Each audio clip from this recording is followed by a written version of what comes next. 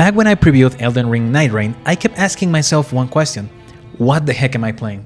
I didn't mean that in a bad way. Nightreign combines so many things that it looks like the strangest musical medley ever made.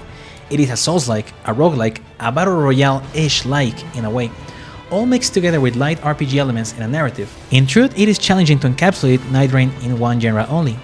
And even if it has one of the strangest mixes of gameplay elements that I have seen, it is still one of my favorite From Software games ever. And of course, it has one staple that the company's games are known for. It is frustrating, but also highly addictive. If you didn't know, Elden Ring Nightreign is not a DLC and it's not an expansion either.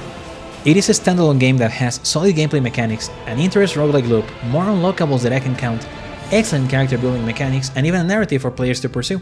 Even if it has matchmaking issues and the lack of a two-player mode, it is still a terrific game for those patient enough to get past the first boss. Wilder, I have a boon to ask of you. Would it be possible for you to procure me a whetstone?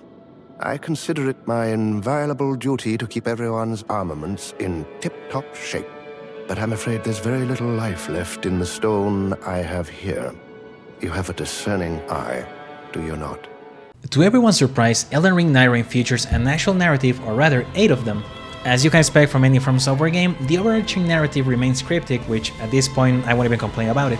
However, the Nightfare stories are ones that are much easier to follow and highly enjoyable. By progressing through the game, you will unlock a journal which contains the records of every playable character. Once you reach certain parts of the story or defeat a few bosses, you will unlock playable remembrances or memories of the characters that arrive at the Round Table Hall. Completing these stories will reward you with items that unlock new build options for your characters and even specific relics that provide powerful bonuses. But most importantly, they will tell you what's going on with the story. When we play any From Software game, we don't care about the story, but here everything is so cohesive that it feels strange at times, in a good way. It still isn't a proper, easy to understand narrative, but it is more enjoyable than any convoluted plots that we have seen in the past. In a way, Nightreign is still Elden Ring at its core. The bonuses are the same, executing combos works exactly as in Elden Ring, and all the changes might seem minimal at a first glance. However, there are key differences that make Nightreign stand out from its predecessor while bringing a more fast-paced approach. For example, instead of being thrown into an open world, you have to start every expedition from the Round Table Hall. You can select one of different bosses before heading to the expedition and go to them either solo or with other 2 players. Once the expedition starts, it is a race against the clock as you try to survive 2 days and then face the final boss on the 3rd night. The gameplay loop is quite fast-paced and it encourages you to outrun the encroaching night. Every map has different locations that change with each expedition. You will find different places like fortresses, camps, and even broken down temples that will be very familiar to those in Elden Ring. However, they'll be a bit smaller than the ones you're used to. And still, the objective is the same: you have to tackle these places to obtain weapons, become stronger, and prepare for the imminent boss fight. One thing I liked is how every area is governed by a specific element. For example, if you open the map, you will see that every area has an element, and if you defeat the bosses of that area, you will get a weapon of said element. This is very important because every final boss of an expedition has a weakness to one or more elements, so you need to start farming a specific one before you get to the 3rd night. Also, Elden Ring Nightreign tones down some of the elements we saw in its predecessor. For example, there aren't any FP flasks, casting is much faster for sorcery and incantation users, weapons also have different arts and skills that you might not have encountered before. Even leveling up is much easier because every time you gain a level, the stats get assigned to you automatically. In a way, I like this approach because it removes the micromanagement part that was overwhelming for some players. The other important aspect of Elden Ring Nightreign is its roguelike elements.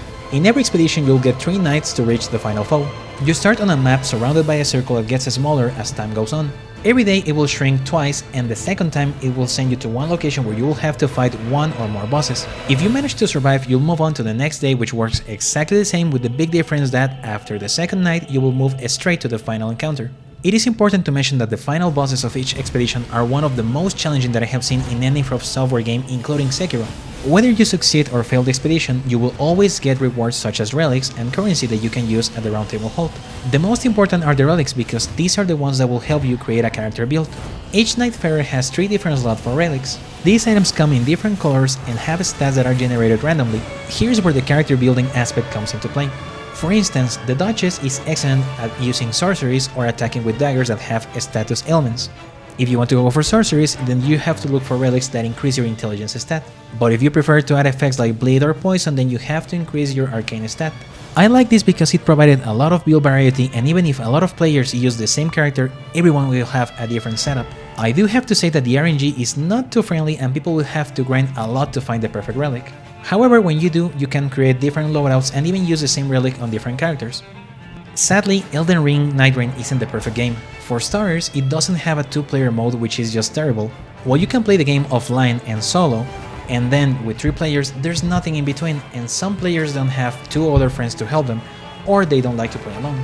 Also, for solo players, things are not too balanced. For example, if you play solo, you will definitely see that the HP of enemies is way lower. However, the number of enemies will not change for 1 player or 3 players, which is a little bit strange. Another thing that I didn't like when I was playing alone is how fast the expedition felt. When you're playing with others, it is very easy to defeat one boss even if it's quite difficult. Then again, if you're playing solo, you don't get more time to beat it. I also didn't see any other system that would encourage me to play solo. I know that From Software games are supposed to be punishing, but I think Elden Ring Nightreign goes a bit too far to punish solo players. And yes, some players will say that it is a skill issue, but it isn't. Some enemy packs should be smaller and some bosses should not spawn in groups. In the end, and even if I have some complaints, Elden Ring Nightreign is terrific. It blends so many genres seamlessly that at times it feels like it has created a new type of game. It also features the best of many worlds and every system shines perfectly without being too convoluted. Also, it provides everything we love from Elden Ring and elevates it with a more cohesive story, interesting characters, in-depth customization, and the most polished experience ever for a Souls-like game.